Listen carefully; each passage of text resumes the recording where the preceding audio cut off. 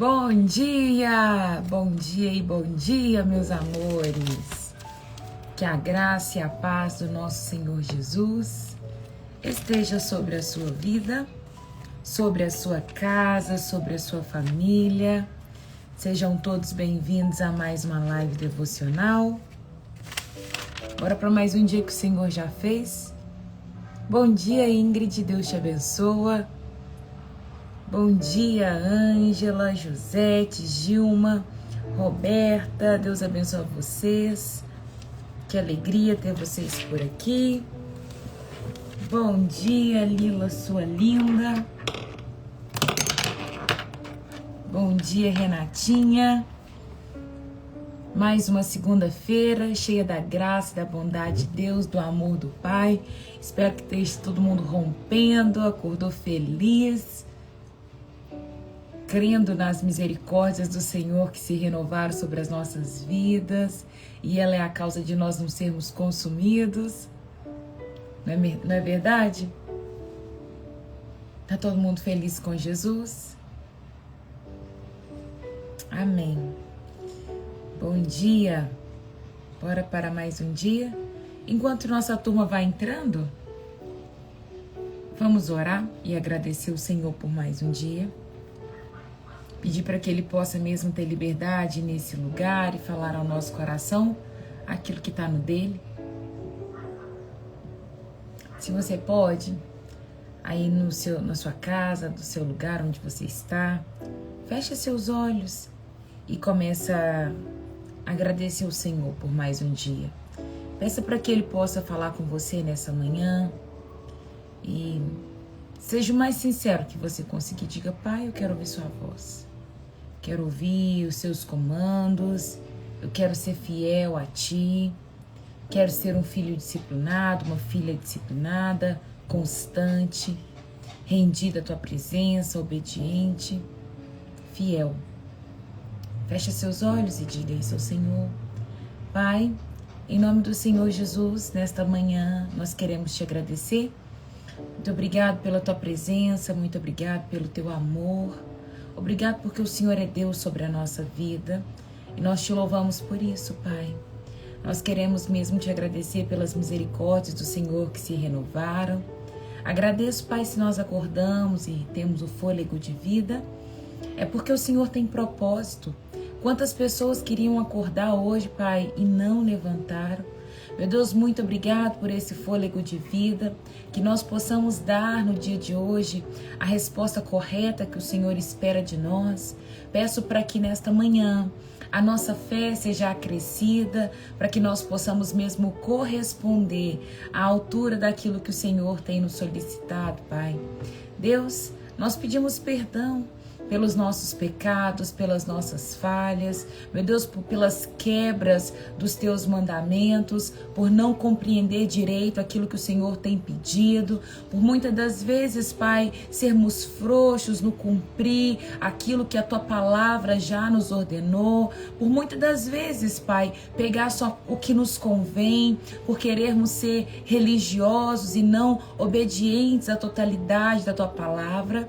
Pai amado, nos faça entender a Tua graça, mas sem descumprir a Tua palavra.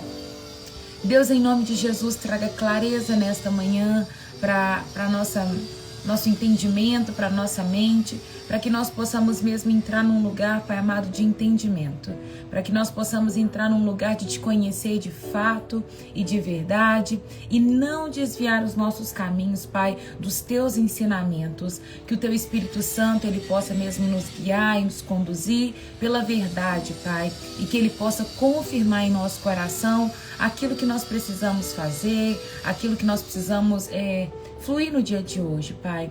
Eu peço a Tua graça, peço a Tua bondade para estar sobre nós, as Tuas mãos estendidas, que o Senhor nos guie, Pai, durante a leitura desta palavra, que ela possa mesmo falar ao nosso coração, em nome do Senhor Jesus.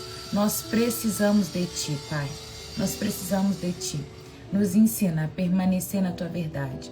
É o que eu Te peço nesta manhã, em nome de Jesus. Em nome de Jesus. Amém. Amém. Bom dia para você que eu ainda não dei bom dia. Que a graça e a paz esteja sobre a sua vida. Que haja mesmo uma bondade de Deus sobre o seu lar. Que nós possamos corresponder com aquilo que o céu ele espera de nós. Sabe, Deus ele espera uma fidelidade do seu povo, ele espera a obediência dos seus filhos e muitas das vezes nós como bons brasileiros, eu digo, Deus tem tratado isso muito no meu coração e vou compartilhar com você, nós como os bons brasileiros, nós temos o hábito, né, de dar um jeitinho, de querer cumprir só o que a gente quer, de querer fazer só uma parte da palavra do Senhor. Nós somos bons nisso, sabe? Muito bons. Toda vez que alguém fala assim, nossa, fulano não conseguiu entrar naquela vaga, não conseguiu determinado feito, jeito, não conseguiu alugar um salão para festa. A gente tem um hábito de falar assim, acho que eu consigo dar um jeito. Nós, como os bons brasileiros, a gente consegue dar um jeitinho. Não tem essa frase? O jeitinho brasileiro, né? Esse jeitinho brasileiro, ele se aplica até mesmo à palavra de Deus. E às vezes a gente quer dar um jeitinho na palavra de Deus. Fala se não é verdade. Quando a gente descumpre um jejum que a gente começou, a gente vai lá e acha assim, Deus ele vai aceitar, porque Deus entende. Eu não consegui orar essa noite num propósito que eu tava. Mas Deus entende. Mas Deus ele é gracioso. Deus é bondoso.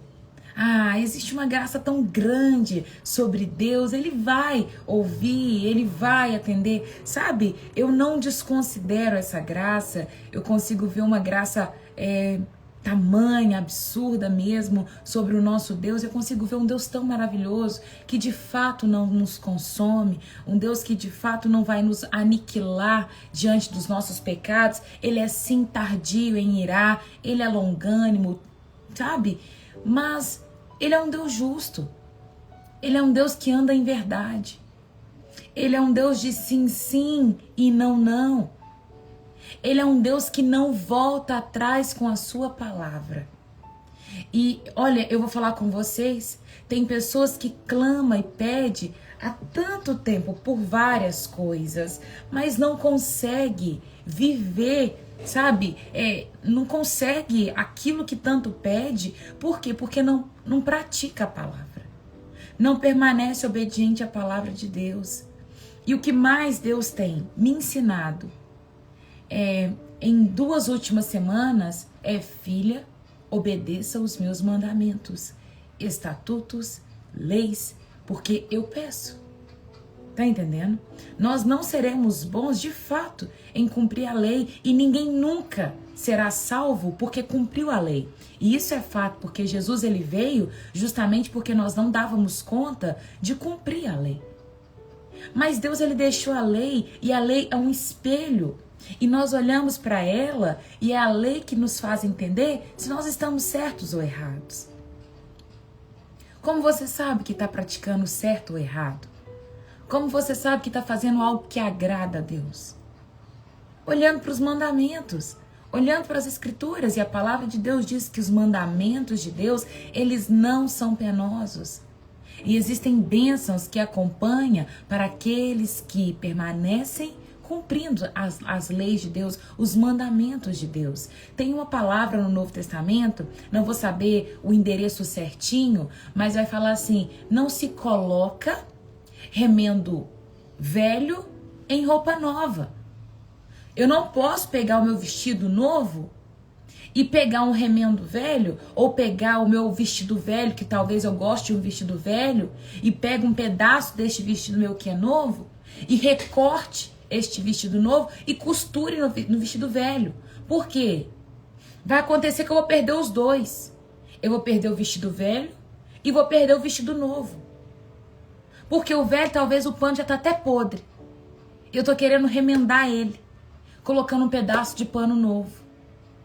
E isso, quando a palavra de Deus ela vai trazer essa explicação, não se põe remendo novo em uma roupa velha, a palavra de Deus está dizendo o seguinte, Jesus nos deu uma veste nova, uma roupa nova.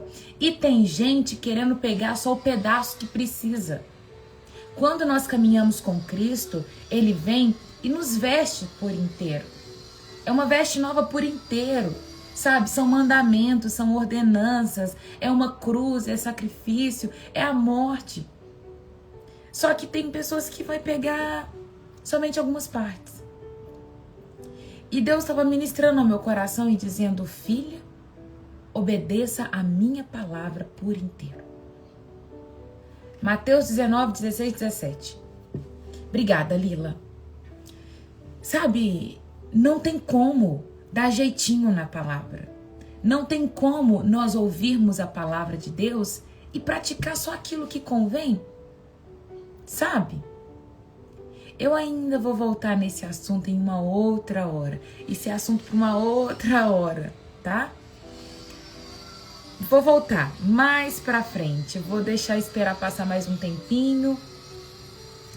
E depois eu volto nesse assunto sobre cumprir a totalidade da palavra. Hoje ainda não posso falar. Mas hoje eu tava lendo Provérbios, porque eu fui fazer um Provérbios para poder postar. E olha o que o provérbio estava dizendo.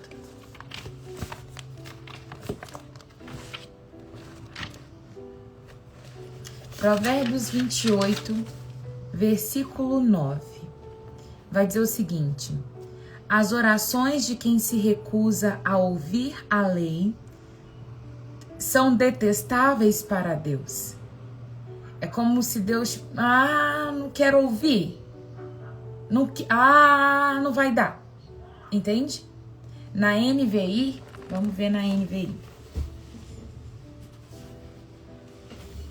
Vamos ver. Essa aqui é a NVT. As orações de quem se recusa a ouvir a Deus são detestáveis para o Senhor. Provérbios 28.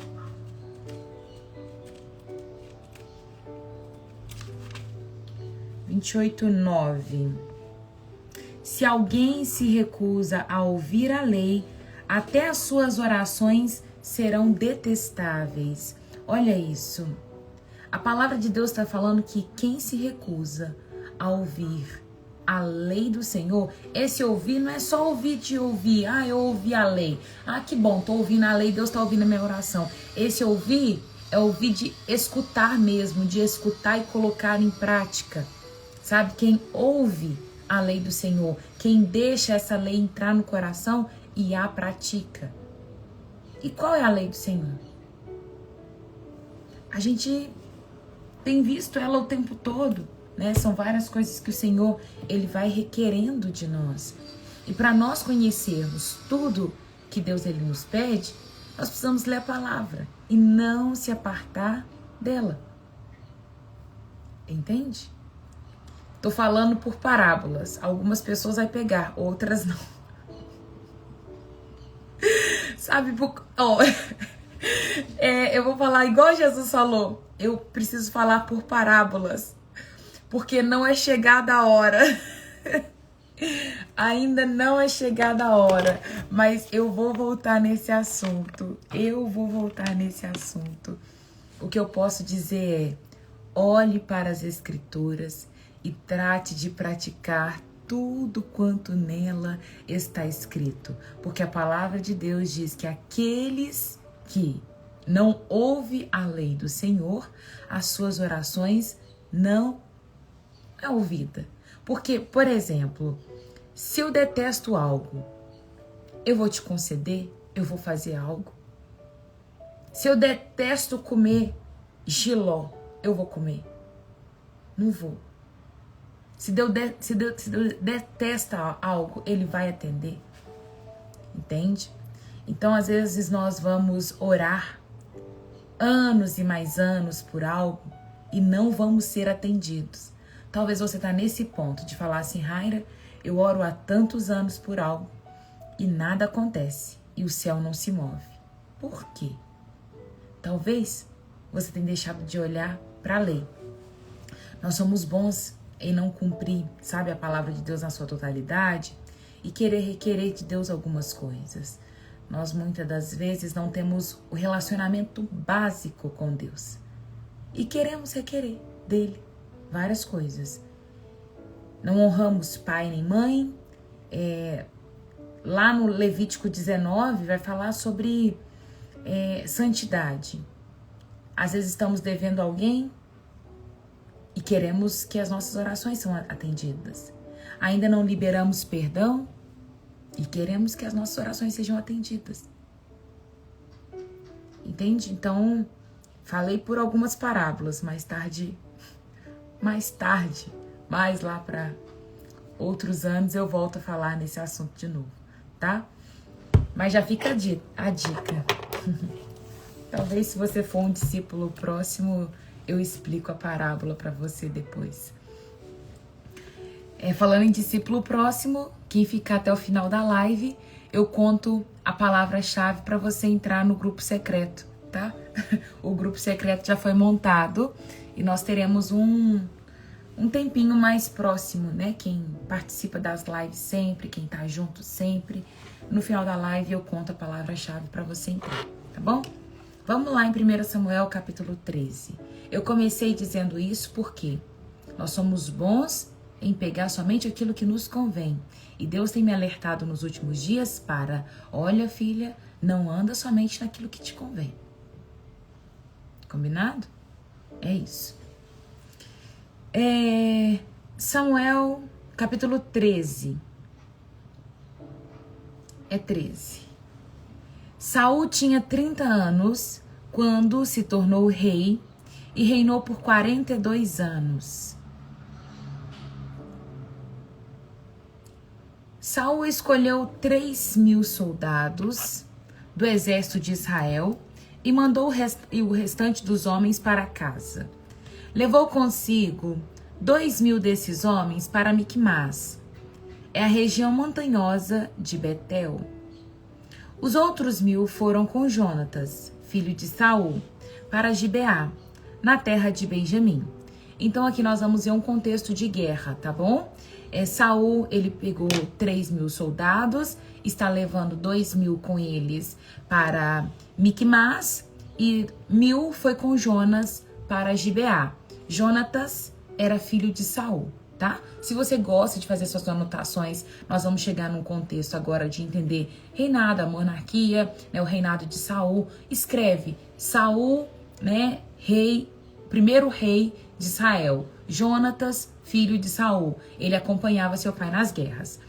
Logo depois disso, Jonatas atacou e derrotou o destacamento dos filisteus, né, o acampamento dos filisteus em Gibeá.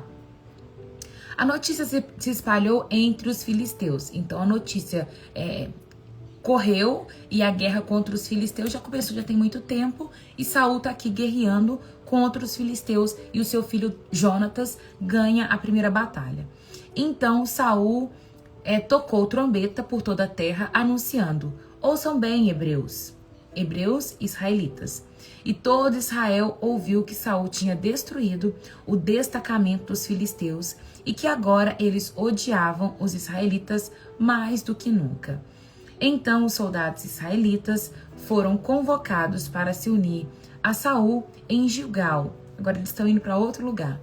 Os filisteus reuniram um exército de 3.000 carros de guerras, 6.000 cavaleiros e tantos guerreiros como grão de areia na praia. Acamparam em Miquimás, a leste de Bet-Aven. Os homens de Israel se viram em apuros.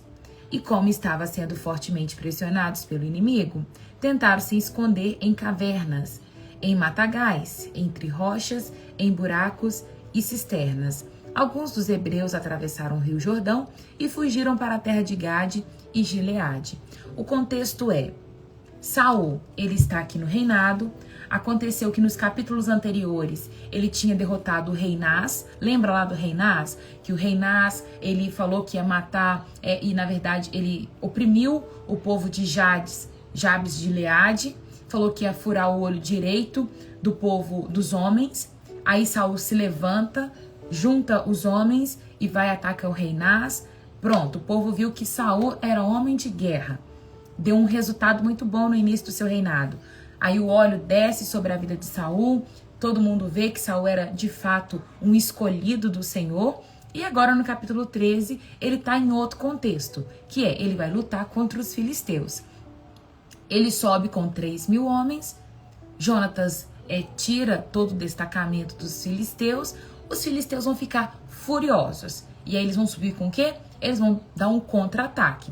Só que esse contra-ataque dos filisteus vai ser medonho. Por quê? Eles estão subindo com... Saul tinha 3.000 homens. Os filisteus já sobem com 6.000 carros. Não, 3.000 carros. 6.000 cavaleiros. E incontáveis soldados. Então, tipo assim, é mais do que dobro, triplo, é muita gente contra Saul. E o que acontece? Eles vão ficar com medo. Então o povo de Israel fica com medo e vão se esconder. Em cisterna, caverna, poço, um moncado foge através do Jordão e vai para outras terras. Tipo, ó, eu não vou participar dessa batalha não, porque nós vamos perder. E aí, enquanto isso, Saul permaneceu em Gilgal.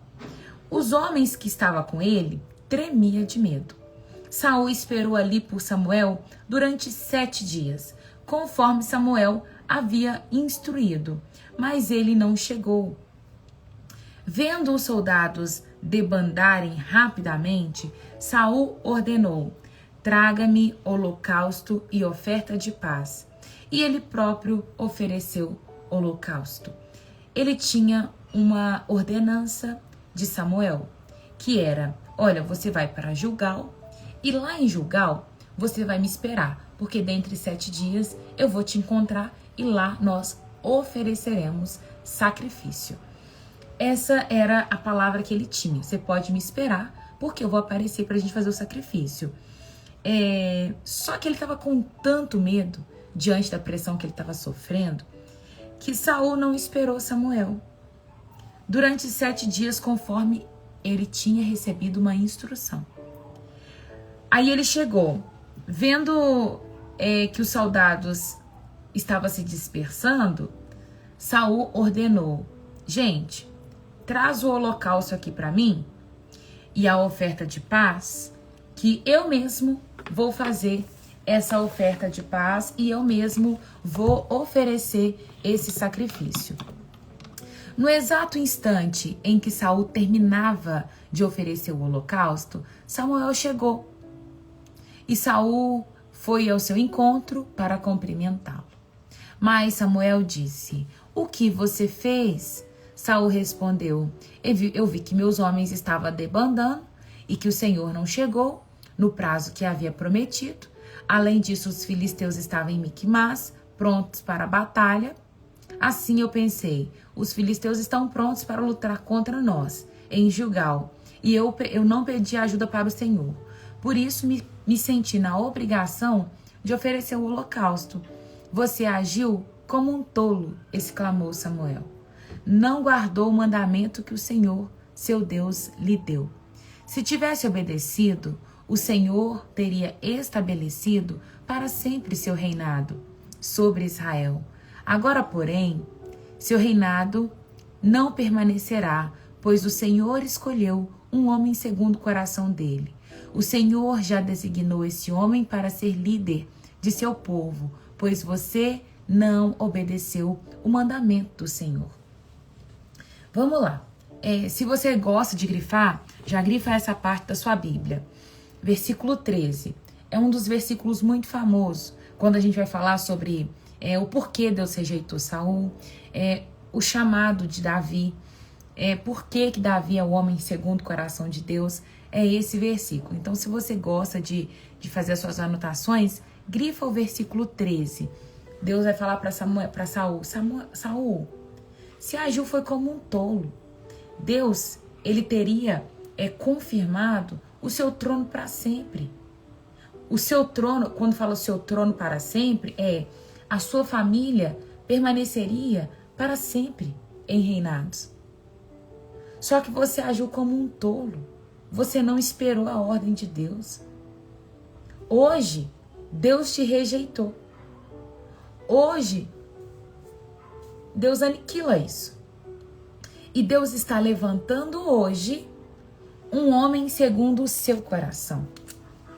Ele vai falar assim, ó: o Senhor teria estabelecido o seu reinado para sempre. Agora, porém, o seu reinado não permanecerá, pois o Senhor escolheu um homem segundo o coração dele. E o Senhor já designou esse homem para ser um líder sobre o seu povo, porque você não obedeceu o mandamento do Senhor. Mais engraçado, curioso aqui, é que Davi ainda não tinha nascido. Nesse momento que Deus está falando de Davi, Davi ainda não tinha nascido. E quando há essa rejeição de Saul, Deus está dizendo: eu já escolhi uma pessoa que nem nascida é, mas ele será uma pessoa segundo o meu coração. Por quê? Deus, ele é onisciente. Deus já sabia das escolhas de Davi. Ele já sabia do coração de Davi. E que Davi daria uma resposta que ele teria essa aprovação, que ele aprovaria. E a gente vai ver quando Davi ele escreve Salmos. Quando ele vai, acho que para Salmo 130, ele vai dizer: o Senhor me viu quando eu ainda era uma substância informe. Deixa eu ver certinho. É lindo. Quando eu descobri isso, eu chorei. Porque antes mesmo de nós nascermos, o Senhor já tinha nos visto. A gente acha que é porque fazemos alguma coisa ou porque temos alguma característica. Não. O Senhor nos vê desde o ventre, o Senhor nos vê quando nós ainda nem sonhamos em vir a esse mundo. O Senhor já viu a nossa história, Ele já viu todo, a nossa trajetória. Cadê? Escuta a voz da minha manifestaste, espero sim, anseio, põe esperança. Vou procurar aqui.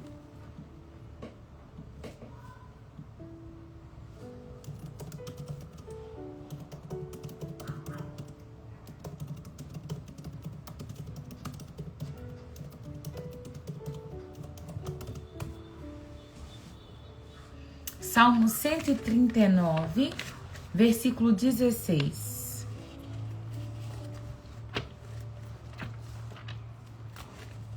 Salmo 139,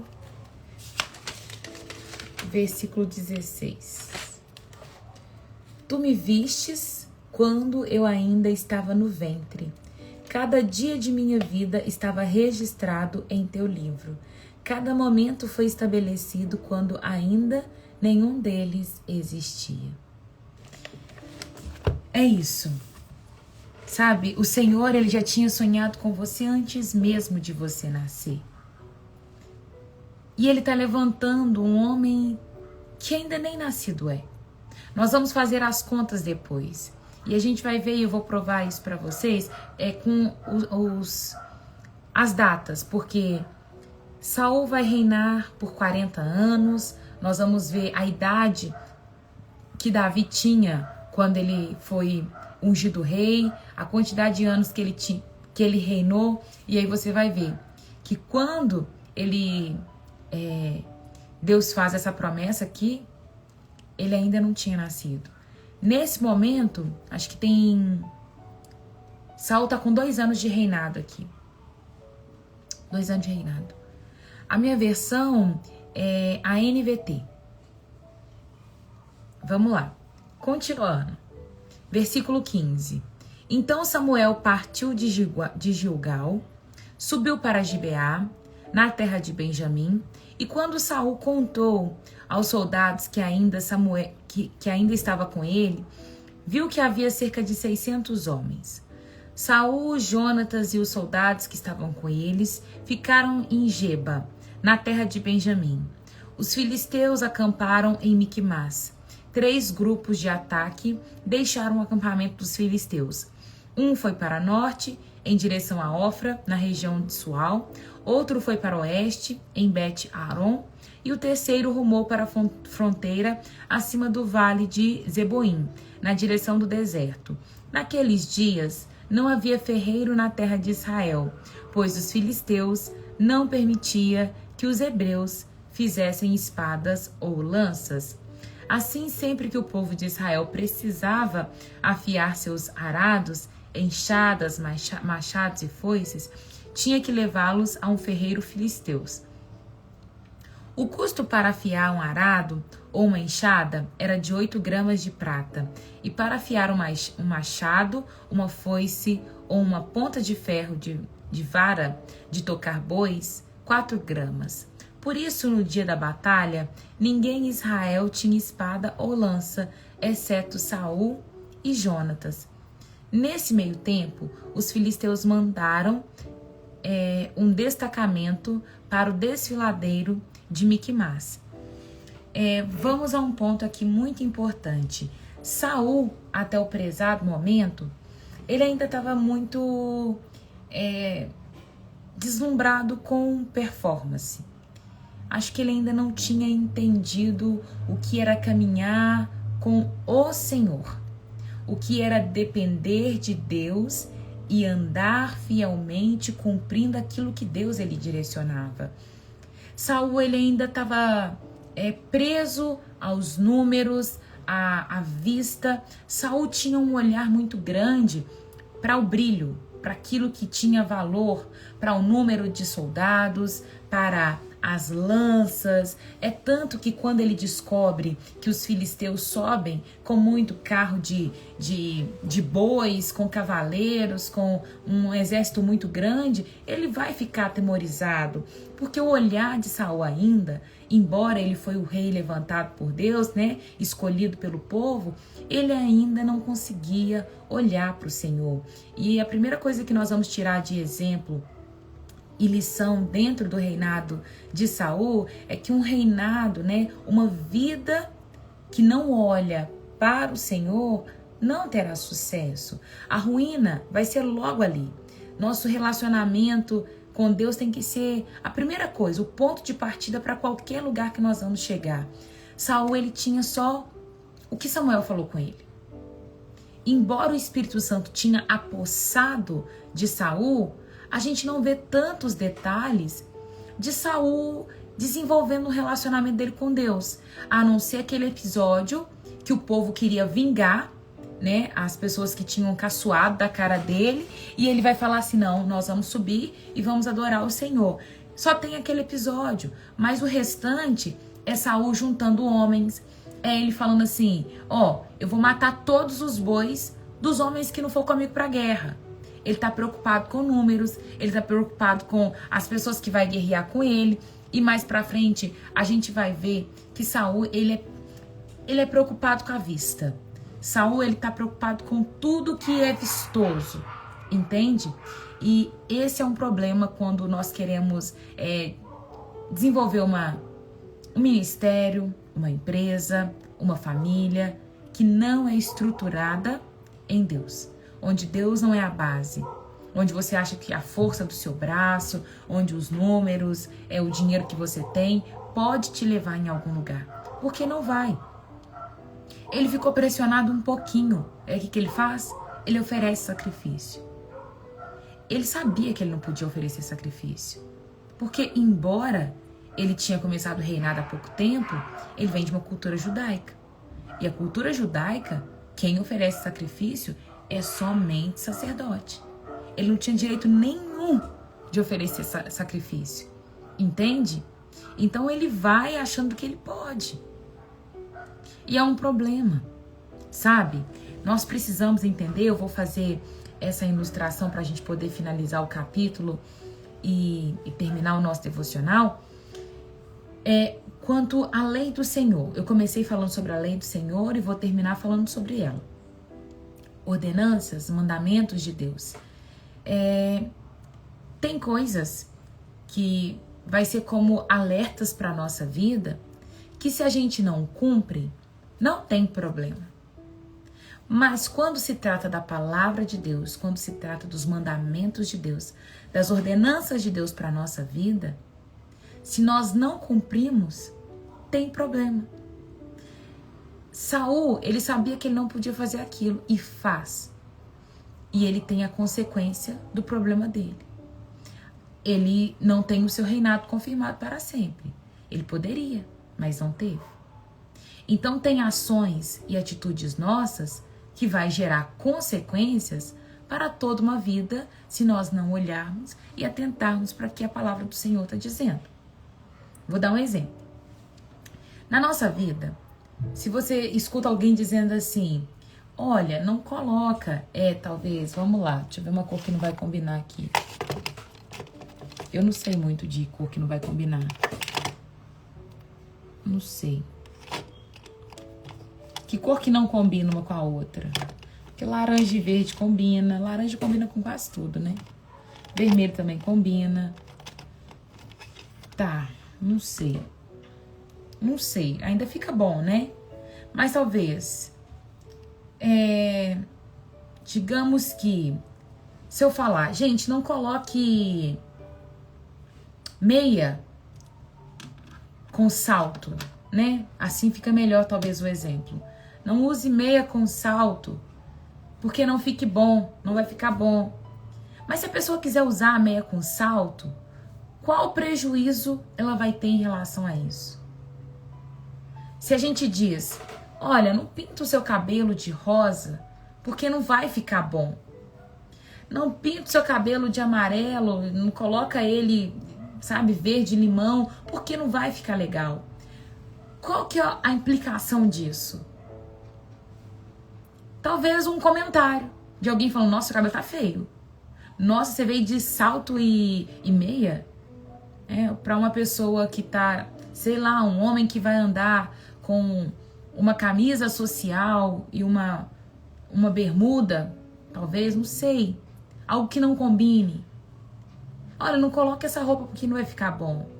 Mas qual que é a consequência de uma pessoa usar uma roupa que não combina? A consequência daquela pessoa vai ser mínima. Vai ser alguém rir da cara dela. Vai ser alguém falar assim, olha, você tá usando uma roupa que não tá legal. As pessoas comentando, nossa, você viu a roupa do fulano? Você viu o cabelo do fulano? A consequência é mínima se você descumpre um conselho que alguém tá te dando, que não é pra você vestir uma roupa que não combina. Ou não pintar o seu cabelo pra uma cor que não é da moda. Mas agora se tem escrito na bula assim, não misture esse medicamento com o tal medicamento. E você mistura, você sofre uma consequência muito maior do que uma roupa que não combina. Quando está escrito assim, esse medicamento é contraindicado para gestante. E uma gestante toma, ela corre o risco de perder o neném. Tá entendendo? Quando nós olhamos para a palavra de Deus, é nesse aspecto que nós corremos o risco. Quando nós olhamos para a palavra de Deus e não cumprimos o que ela está escrito, nós não estamos na categoria de alguém olhar para nossa cara e rir e falar assim, sua roupa não tá legal. O seu cabelo não ficou legal. Não é essa a consequência, não. Nós estamos correndo uma consequência de morte. É uma consequência de perder o nosso neném. É uma consequência de ser destituído para sempre. É de morte, a consequência é de morte, é de aniquilação. Sabe, por isso nós precisamos ser cautelosos com a palavra, de olhar com amor, de olhar com apreço e falar, olha, eu preciso tomar cuidado, porque é igual um medicamento. Eu falo que, por exemplo, eu tomo remédios para tratamento de enxaqueca. E eu não posso tomar dipirona. A minha medicação não pode ser misturada com dipirona. Então, quando eu chego no hospital, a primeira coisa que eu falo é eu não posso tomar dipirona. Olha, eu faço uso de tal medicamento, Olha, não pode ter choque. Toma cuidado. Você tá entendendo? Aí nós vamos olhar para a palavra de Deus e falar assim, o que choca com a palavra de Deus que eu não posso misturar? Tem coisas que chocam com a palavra de Deus e nós não podemos misturar. Tem estilo de vida que nós não podemos mais levar. Por quê? Porque choca com o estilo de vida que a palavra te pede. A palavra de Deus vai dizer, não seja idólatras. Se você cai num nível de idolatria, seja de pai, de mãe, de filho, de carro, de casa, de santo, coitado de você. Tá entendendo? Ai de nós, se nos enfiamos, igual eu falo, eu já contei o caso do Pires, meu que quebrou, eu tava numa idolatria com ele. Ai de mim. Se choca com a palavra de Deus, e isso tem um problema muito grande. Tá? Então é assim. Nós precisamos tomar esse cuidado, porque a palavra de Deus não é um conselho, não faça isso. Não, é uma contraindicação. Não misture esse medicamento com esse, porque pode dar ruim. Tá? Eu preciso terminar o nosso devocional nesse momento. Nós terminamos o capítulo 13, falando de um erro que Saul cometeu por não ser fiel aos comandos de Deus, por não observar atentamente aquilo que Deus estava dizendo para ele. Então se atente, observe os detalhes, pratique com zelo, pratique com amor, abra os seus olhos para os mandamentos de Deus que não são penosos. Amém? Tem alguém que está assistindo essa live que ainda não aceitou Jesus e gostaria de aceitar Jesus? Se você quer aceitar Jesus pela primeira vez, você vai escrever nos comentários assim: Senhor Jesus, eu te aceito como meu único e suficiente Senhor. Se você quer voltar para os caminhos do Senhor, você vai escrever: Senhor Jesus, eu quero voltar. E se você quer entrar no nosso grupo, que é um grupo mais próximo, né? Eu disse que eu tenho o grupo hoje Enxergando as Escrituras, mas no grupo Enxergando as Escrituras eu vou manter os resuminhos, vou mandar sempre o resumo lá, mas no outro grupo eu quero caminhar mais perto das pessoas que estão sempre aqui comigo na live. Então, se você quer fazer parte desse grupo que está aqui na live, você manda para mim no WhatsApp a palavra integridade. Aí você me manda no WhatsApp ou no direct e eu mando o link para você entrar no grupo. Tá bom? E lá nós teremos um acompanhamento mais de perto, tá? Hoje essas palavras me preocupou. Mari, quando você diz isso, essas palavras me preocupou, na verdade, pode ser que ela gerou um temor no seu coração em relação a um estilo de vida que você precisa levar, né? Quando eu escutei algumas coisas também de outras pessoas que eu estava recebendo, eu falei, meu Deus, eu não quero errar. É isso, é um temor. É um temor de eu preciso me manter num lugar correto. Tá? Então, se você quer participar desse grupo, manda para mim no WhatsApp, integridade. É somente para aqueles que querem interagir, que querem acompanhar mais de perto, querem estar junto. Não entra no grupo por entrar. Se você está hoje pela primeira vez nessa live, seja bem-vindo em nome de Jesus. Aconselho você voltar mais alguns dias até você entrar no grupo, tá? Porque tem pessoas que vão entrar no grupo, depois não vai estar mais presente, não vai querer acompanhar. E esse grupo eu criei mais para algumas pessoas que estão comigo há mais tempo e eu quero pastorear de perto. Entendeu? É isso. Mão no coração. Feche os seus olhos. E fale assim, Senhor Jesus, muito obrigado por esta palavra. Que ela possa germinar em meu coração e produzir muitos frutos. A 30, a 60, a 100 por 1. Pai, nesta manhã eu quero te agradecer por esta palavra. Gera temor em nosso coração, para que nós possamos cumprir os teus mandamentos. A palavra do Senhor diz que o Senhor detesta ouvir oração de quem não cumpre a tua lei. Nos ensina a olhar para a tua lei, para os teus mandamentos com amor, para os teus estatutos, Pai amado, com uma presteza, com atenção, para que nós possamos cumprir tudo aquilo que o Senhor nos ordena.